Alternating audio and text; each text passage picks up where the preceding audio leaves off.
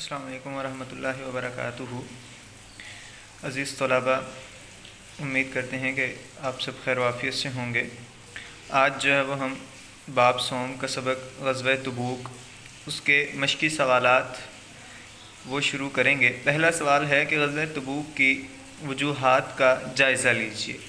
تو اس کا جواب جو ہے وہ صفحہ نمبر 43 پر وجوہات کے ٹاپک سے شروع ہوتا ہے کہ کیسر روم ہرقل مسلمانوں کے ساتھ جنگ کے لیے بہت بڑا لشکر تیار کر رہا تھا، کیونکہ رومی مسلمانوں سے غزوہ موتا کا انتقامی بدلہ لینا چاہتے تھے۔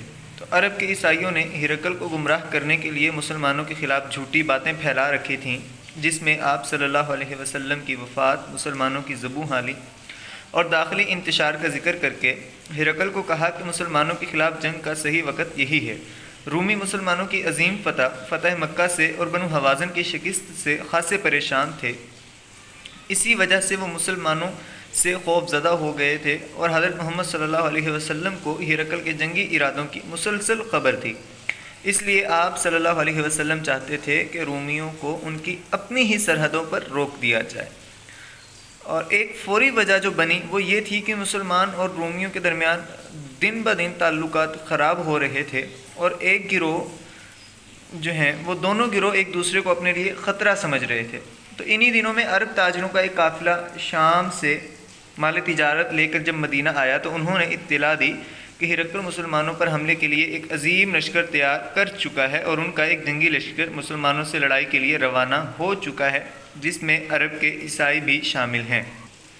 دوسرا سوال ہے کہ غزوہ تبوک میں مسلمانوں کے کون کون سے گروہ سامنے آئے۔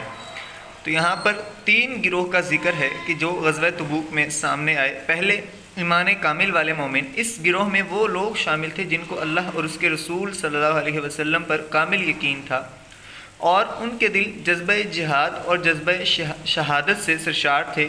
یہ گروہ بغیر کسی ڈر اور خوف کے آپ صلی اللہ علیہ وسلم کے ساتھ جہاد کے لیے روانہ ہو گیا تھا۔ دوسرا گروہ ایمان ناقص والے مسلمان، اس گروہ میں ایمان ناقص والے لوگ شامل تھے جو موسم کی سختی سے گھبرا کر اور خاص طور پر کھجوروں کو توڑ کر بیچنے اور زیادہ مالی منافع حاصل کرنے کے لیے اسلامی لشکر کے ساتھ نہ گئے۔ یہ لوگ اپنے کاموں سے فارغ ہو کر اور مالی منافع حاصل کرنے کے بعد جہاد پر جانا چاہتے تھے۔ تیسرا گروہ منافقین کا، کہ جس میں اکثریت منافقین کی تھی، اور وہ کہتے تھے کہ ایسی گرمی میں جہاد کے لیے نہ نکلا جائے۔ تو اللہ تعالیٰ نے منافقین کو ان الفاظ میں تنبیہ کی۔ وہ کہتے ہیں کہ ایسی گرمی میں باہر نہ نکلو۔